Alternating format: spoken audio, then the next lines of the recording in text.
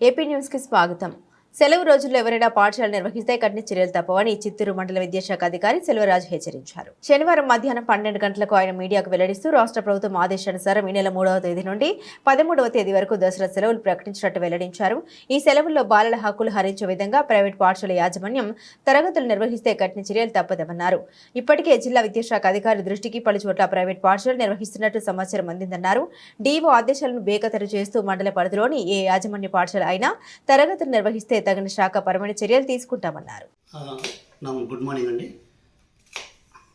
చిత్తూరు మండలంలోని ఉన్నత పాఠశాలల ప్రధానోపాధ్యాయులందరికీ అన్ని యాజమాన్యాలు ప్రైవేట్స్తో సహా అందరికీ మరి ఒకసారి తెలియజేయడమేమనగా మనకు ప్రభుత్వము ఈ నెల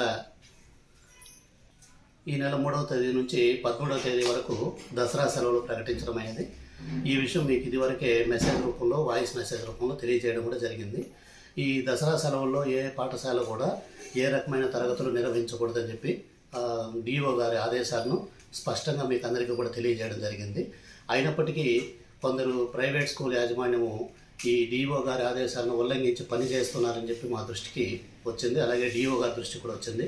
నిన్నటి రోజున డివైఓ గారు ఒక మెసేజ్ పెట్టారు. ఎవరు కూడా ఈ దసరా సెలవుల్లో విద్యార్థుల యొక్క హక్కులను హరించే విధంగా, చైల్డ్ రైట్స్ హరించే విధంగా వారికి ప్రకటించినటువంటి సెలవుల్ని హరించి పాఠశాలలో పనిచేయొద్దని చెప్పి తెలియజేయడం జరిగింది.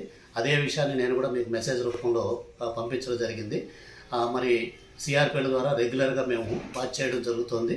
సో ఏ పాఠశాల కూడా మళ్ళీ మన రీఓపెనింగ్ 13వ తారీఖు కాబట్టి అప్పటి వరకు విద్యార్థులను పాఠశాలకు రప్పించి ఏ కారణం చేత స్పెషల్ క్లాస్ పేరుతో కూడా 10వ తరగతి పిల్లలను కూడా రప్పించొద్దు, పిల్లల్ని ఇబ్బంది పెట్టద్దు, వాళ్ళ హక్కులను హరించవద్దని చెప్పి మరి ఒకసారి ప్రైవేట్ యాజమాన్యాన్ని ప్రత్యేకంగా కోరుతున్నాం.